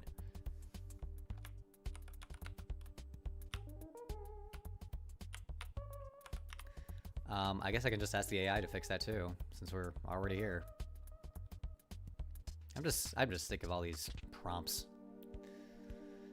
So let's say currently the shadows for these slabs are appearing correctly. However,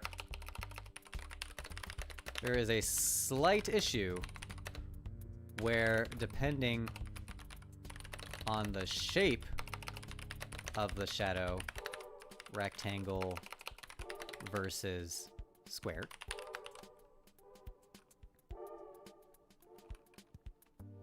however, there's a slight issue where, depending on the shape of the shadow, it seems to be sticking out from underneath the tiles. at different amounts.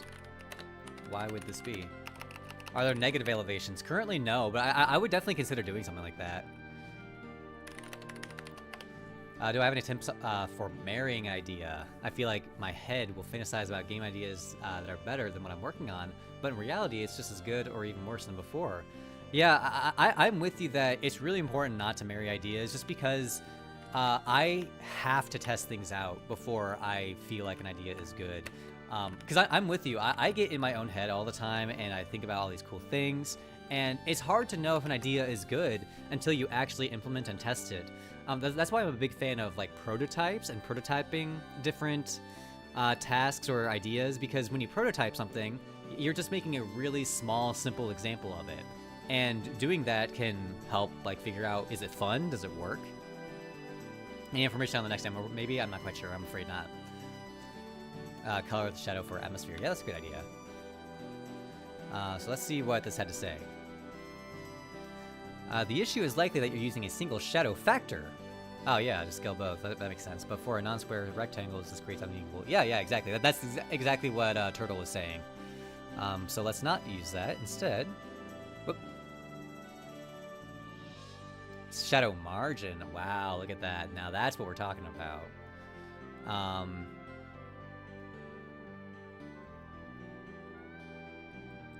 But I'm gonna make this a property. I'm gonna say slab.shadow margin. Can't. Shadow margin. I like this idea of shadow margin, but I am gonna change it so that this does not exist here. It's gonna exist at the top as a property. Oh my gosh. There we go. And we're gonna move this all the way up here to. Yeah, we don't want slab. We don't want shadow factor at all anymore because they got rid of it. Yeah, we're done with this. We'll say if not shadow factor. Yeah. No, not shadow factor.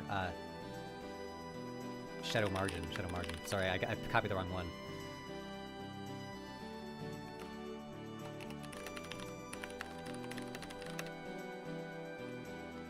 There we go. Okay, so that's gonna give us a pixel. Just got out of stand-up pain. Stand-ups. Hearing that word is like PTSD. Just noticed that my mouse is blue. Yeah, it's like a teal. Okay, so now it's going to use a static shadow amount, and in fact, like this is probably gonna be really good. Okay, so now it's consistent. So no matter what the size of the shape is, it's gonna be good. But now I'm gonna change this to probably, let's try 2, maybe even 1. I'm gonna see what 1 looks like.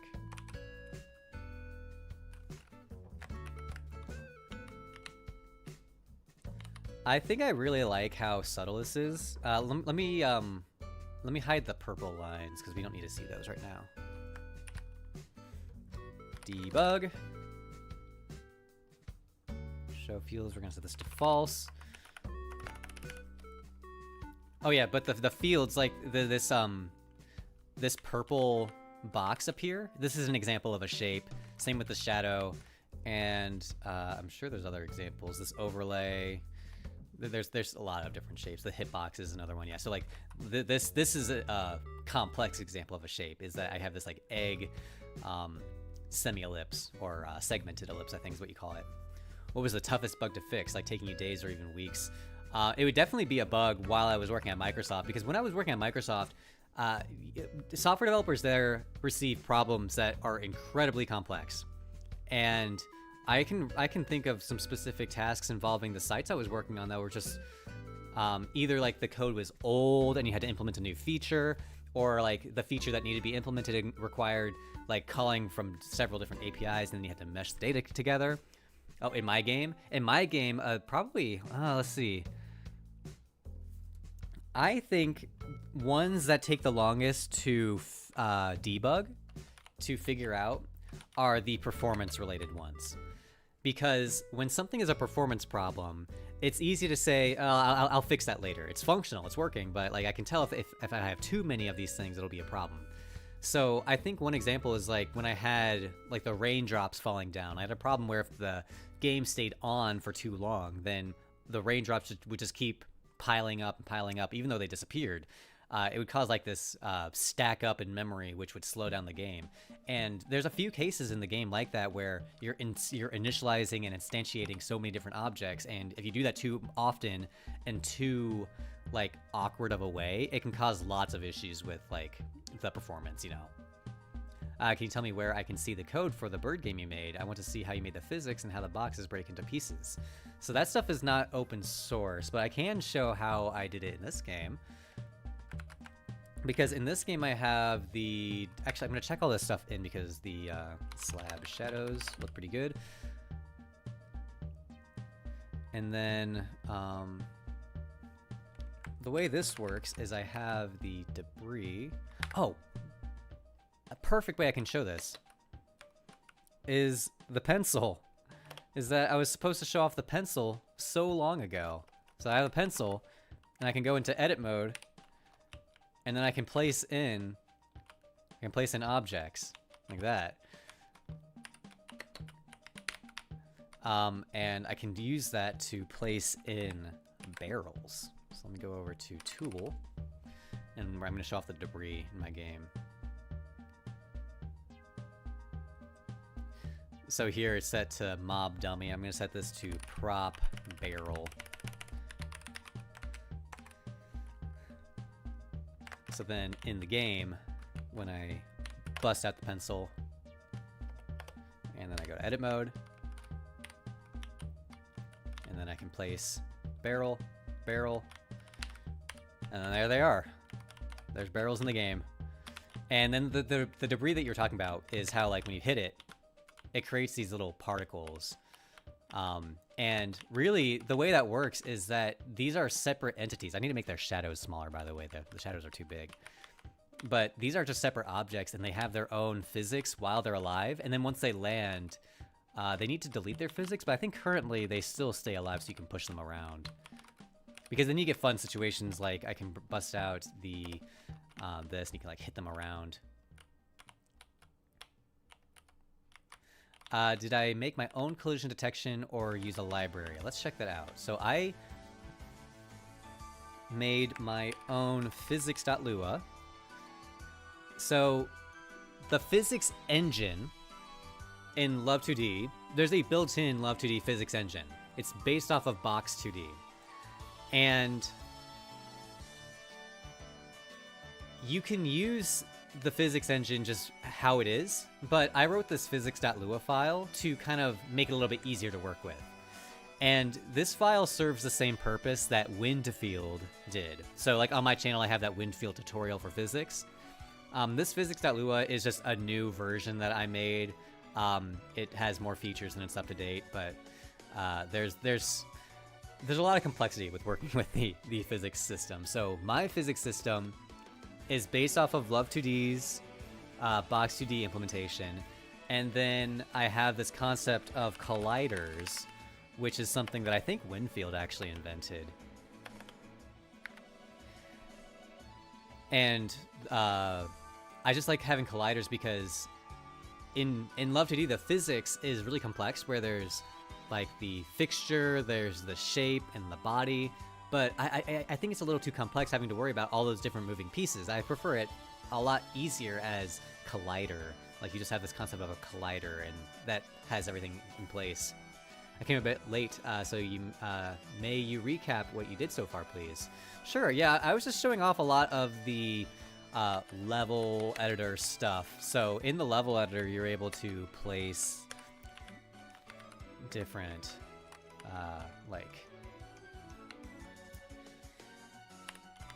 platforms like this. So I showed that last week. We just added these shadows to the bottom of the platform. I probably will still try to corner out this. How should I do that though?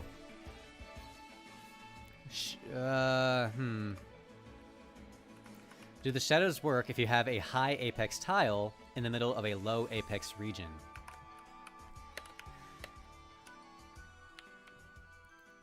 High apex tile. Let's check that out. So actually, it will not, because I don't have that really working properly yet. I'll show you what it looks like. So let's put like a 6 here in the middle of all this. So what you might expect is that these two elevations will blend together nicely, but currently they don't. So I think this is just gonna be like a 6 in the middle of these like ones. It's gonna be awkward. Yeah, so this is what it looks like currently. Is that, oh wow, it's like really, it's actually really screwed up. Yeah, it's really screwed up when I do this.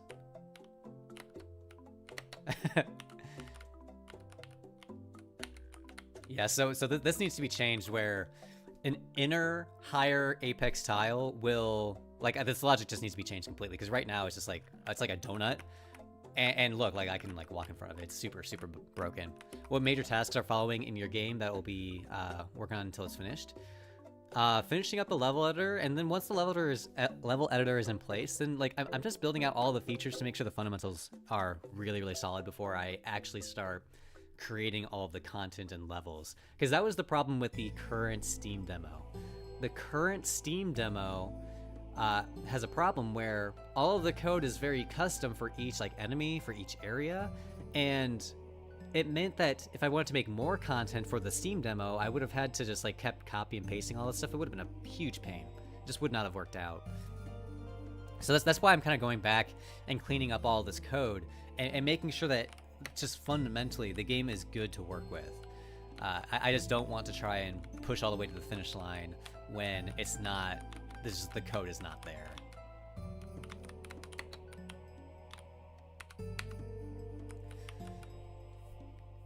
So now, should be good to go on that. Oh, the other thing that you can do with the pencil is you can put props on higher elevation. Same with the terrain, but it's the same thing that the shovel had. Oh, I also have a pickaxe. What does that do? Oh yeah, I didn't add any functionality for this yet.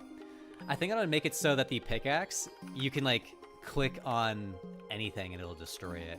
I think it would be fun if you could like mine out the terrain in real time.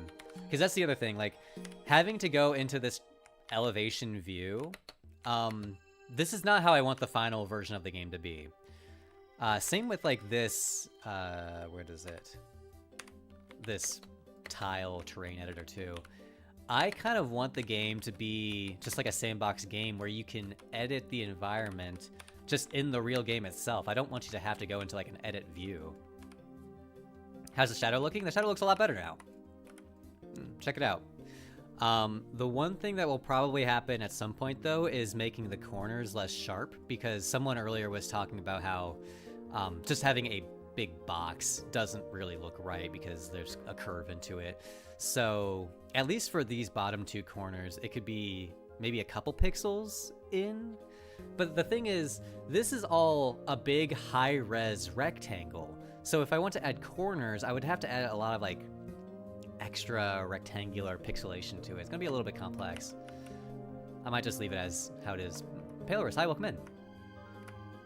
Yeah, what I want to do with this pickaxe is, currently you have to go into this mode if you wanted to get rid of any of this elevation, like this. But I want to make it so that the pickaxe, like back in the regular view, you'll be able to edit terrain and edit all of these elevated platforms and stuff from this area. Just get a big high-res rectangle with tapered edges. Yeah, but what dimensions? Because the rectangle needs to be, it needs to adjust to any size. Because like right here we have a wide rectangle, or it could be a tall rectangle. So like, what size assets should we use for that? But how do the pieces of the box know when they have hit the ground and need to stop?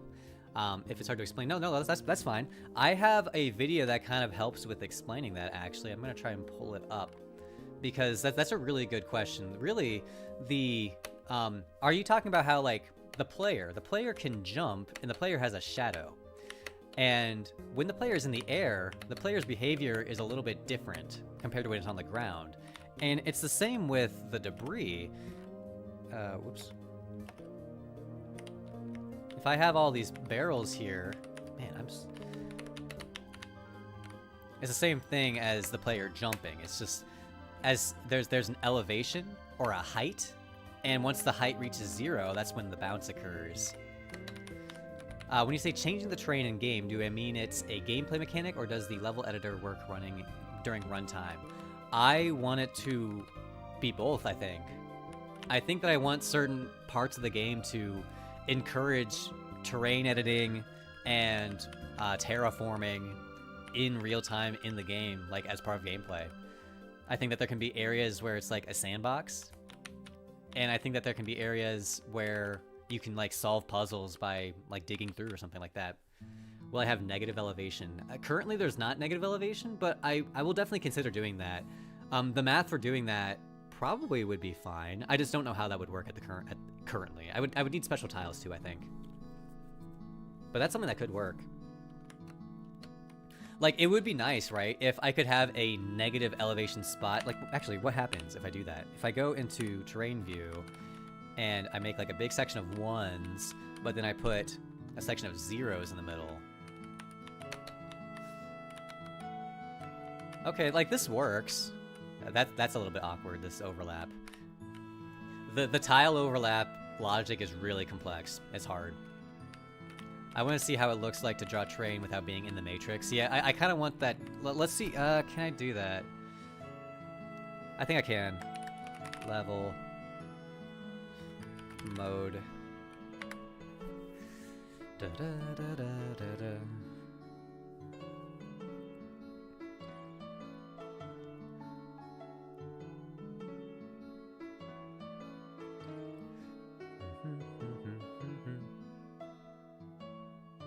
Okay.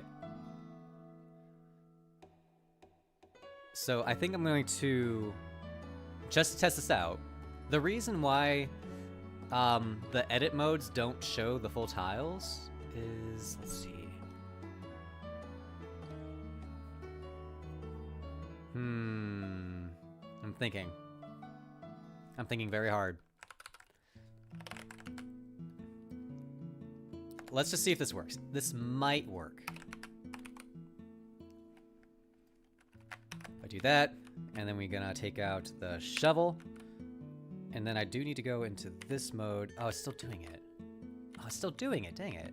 How can I do this? That won't, yeah, that won't work. How about this? For next week, I'm gonna have that ready. Because what I need to do in order to get that working is, I'll try, let's just try and do it. Let's try and do it. So I have this enable terrain edit, and I'm gonna find where this happens.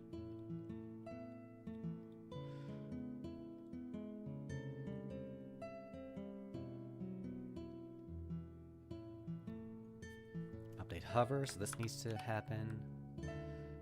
Update hover preview. This probably happens in level.lua. Where would this be? Update hover. If self-up mode. Okay, here we go.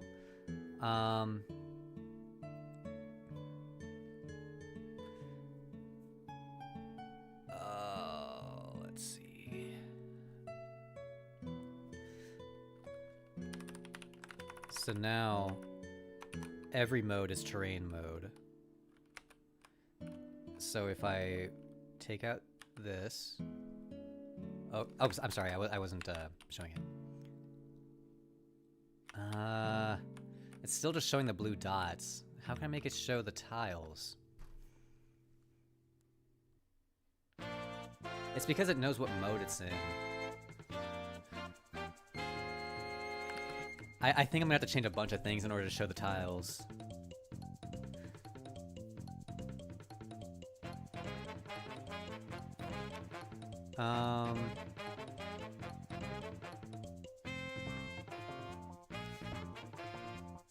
You inspired me to make a Game Hub website. Your passion has inspired my drive. Awesome! I hope one day one of my games looks as nice as yours. That's really cool. I'm happy to hear that. It knows what mode it's in. Is it self-conscious? Not exactly. It's more like, when I say it knows what mode it's in, I mean, like, it has a mode property, like in terrain mode. Will there be built-in platform for sharing and browsing player-built levels? I think that that's going to happen through Steam Workshop. Codebase refactor incoming. I'm way past that. I don't think that this is necessary. All that I mean, what's going to happen is, as I'm working on this level editor, currently, there are the several modes. I have the Apex elevation mode. I have the terrain mode, like this. You can paint grass and stuff. And then I have the item mode, where I can take out the pencil and paste in all these things. So the goal is that there wouldn't be separate modes. There wouldn't be like this mode versus this mode versus this mode versus this mode, because those are all different modes. The goal is that we would just have this main active mode, and then they would all work in harmony together. But for now, as I'm implementing this functionality, it was too confusing and difficult to have everything working in one single mode. So having it separated kind of helped out with the implementation part. But once everything's implemented, I think that there's not really going to be a need for a Apex mode like this. Maybe I can still keep it in case it's helpful. I'm sure for some cases it would be helpful. And same with this, like, it is helpful being able to see yourself behind, or like if I place objects behind here, I can place a, so is there a prop behind this wall? Like, you can only really know if you, oh, I guess I didn't put one there. Oh, it's not actually letting me put one behind it. That's a bug. Imagine you place water and then a prop on top of that, and you actually draw it, and the prop falls into the water. I mean, yeah, that's something that will happen. Is I can do that with like hero objects. Look, here's my twin. And there was an earlier stream where I spawned some water, and I was like pushing my little friends into the water. Rescue Squad, thank you for stopping in. Appreciate it.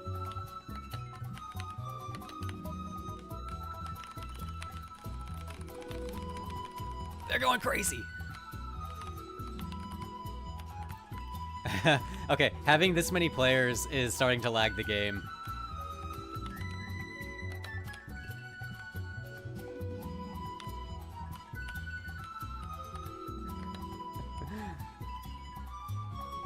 I don't know what you mean by a crack. MMORPG confirmed. I mean, like, the thing about an MMORPG is that you need a server that's hosting to multiple people, and that's just not something I can do at the moment. What I want to do is have peer-to-peer multiplayer, because then you can have two clients connect to each other, and then one of them is the host and one of them is the client. How early into the development did you make the debug tools menu in my game? I love you, you're a crack. Thank you. Debug tool menu. I made that really early, but now I'm kind of starting again where I have these other debug options. Is the game high? It has so many people. Yeah. Yeah, like the more people I spawn, the more it's gonna lag. Do I have a passion for construction machinery? Not exactly, no. But, like, what do you mean by that? I used to work for Caterpillar. Is that what you're referring to? I've just come back now, and now he has an army. Yep, this is the army of Luas. McDonald's Monday starting soon. It totally is. I'm very excited for it. Yeah, 5 more minutes.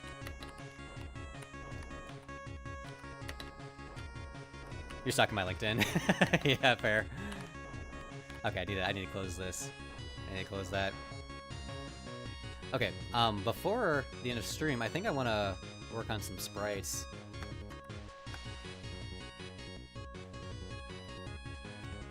Video help you create my RPG. Awesome. I'm glad it could be helpful.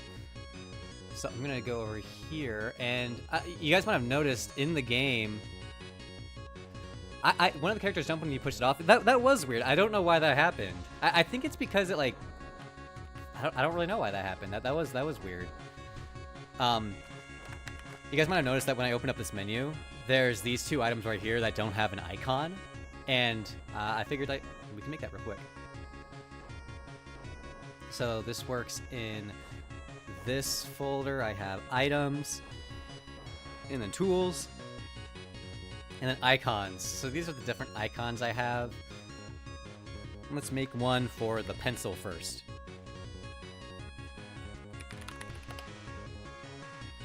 Okay. That little awesome, when my voice cracked. Yeah, I noticed that too.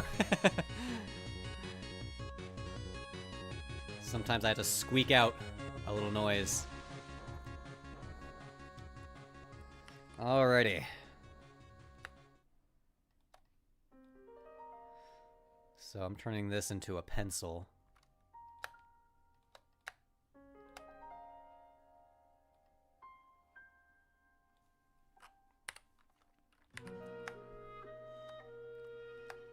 Okay, I think I'm gonna need to make it wider because it's too thin. How can I do that? Probably like this, I guess.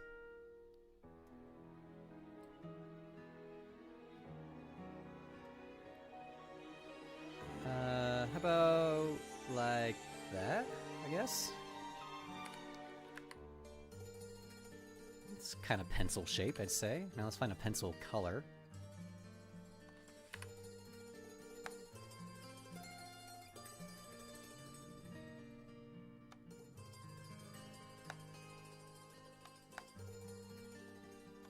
Is Piplup my favorite Pokemon? I wouldn't say Piplup's my favorite, but I do like Piplup. I have a sitting behind me. Oh, that's why you mentioned it. I do love Piplup. Piplup was my first starter. Actually, no. My first starter in Diamond Pearl was Infernape, and I regretted it.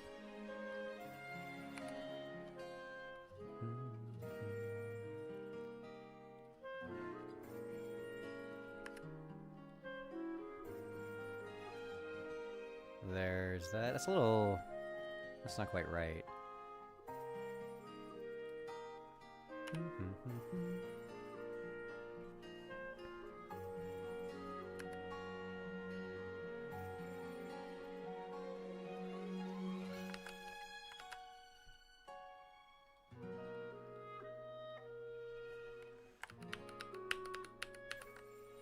How many moons are there in Moonshire? I think there's just the one.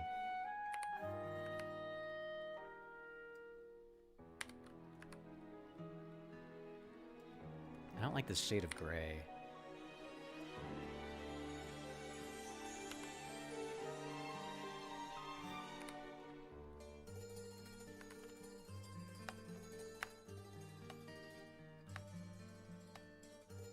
This is so ugly.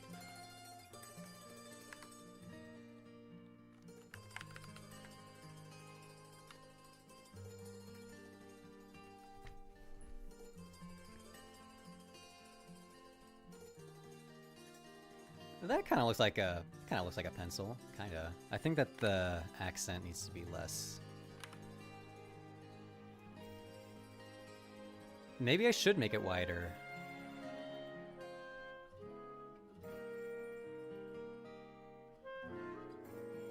This is probably gonna be too wide, but I'm still gonna try it.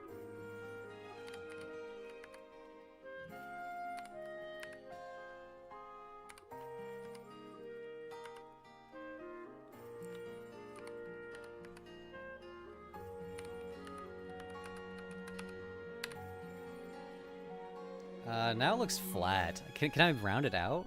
Maybe I can...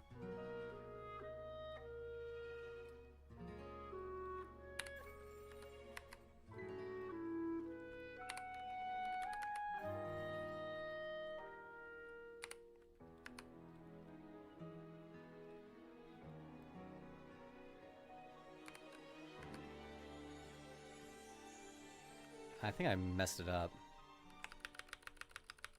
It needs another line of pixels, like gradient pixels. I think that I made it too big. I think I'm gonna go back to what it was before I made it extra wide, like this. Oh. It looks too thin now. Whenever you type Moonshire, it autocorrects to Moonshine. Oh, I feel your pain there.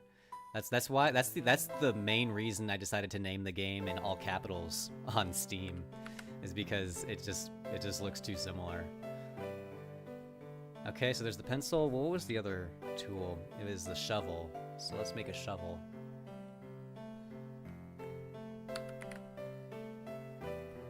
And this will be the last thing for the stream.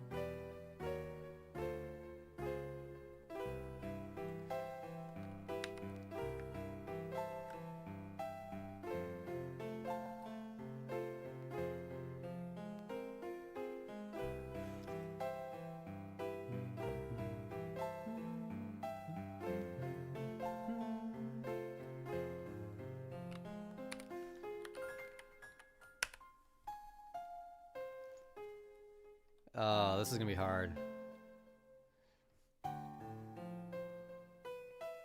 Oh, maybe not. I think I can kind of see it. I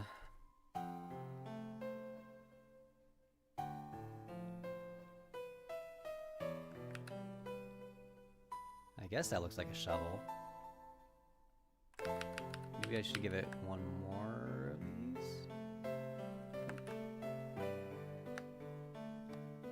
Or is that too much? That was too much.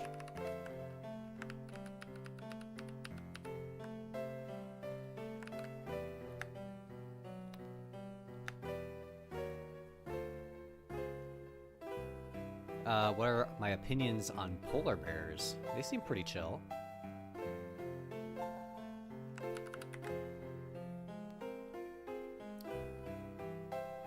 Well, now I'm second guessing this again. I kind of do want it to be longer.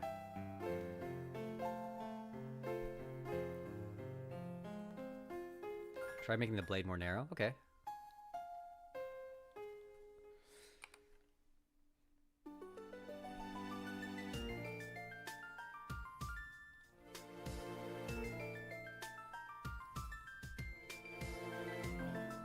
Dude, I could just listen to the soundtrack all day.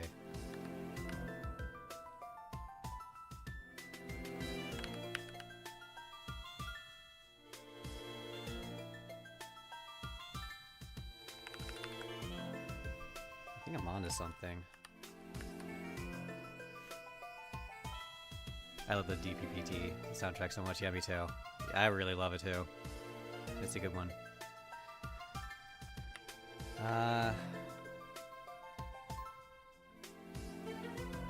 Let's try a different tip.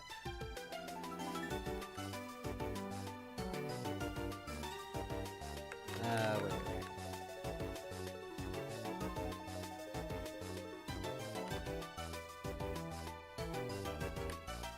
I don't think that's gonna work.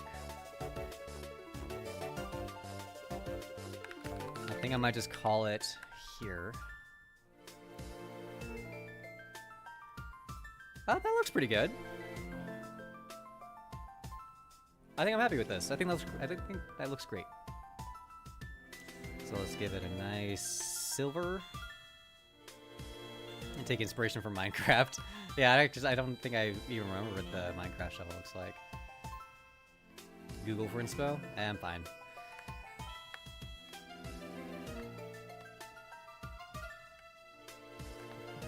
The problem with this shading is that it kind of looks like it... that looks okay.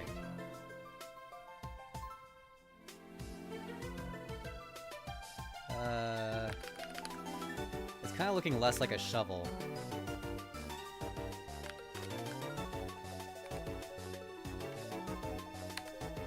And take inspiration from shovels. Also, when I first made the shovel, I called it the spade. But I don't think... But I had to look up what the difference between a spade and a shovel was. Almost looks like a weapon? Yeah, it probably could be. Oh, it just looks so weird to me. Should I give it a point? Would it look better with the point? No, that looks weird. Going through the middle of the metal? A dark line. Okay, let's give it a dark line. Yeah, I like that. That's a good suggestion. I like that. Is this symmetrical? Something about it just looks off.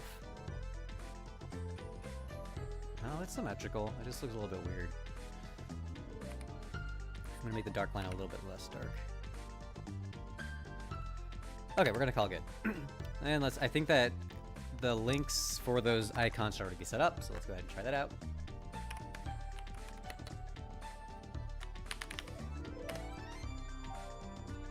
There they are. The pencil does not look very good. I think that I'll probably revisit that if I keep it. The shovel looks fine. Shovel looks good. You can just equip it. I love it. Looks good. Okay. On that note, we're gonna call it quits. It was a very good stream. Thank you all for being here. A lot of returning folks, a lot of people in chat, and a lot of people supporting. Appreciate all of the people that are here. Adele, Turtle, Dan, Kiru, Cooper, Wolf, and Salem, Savory, Adele, Krish.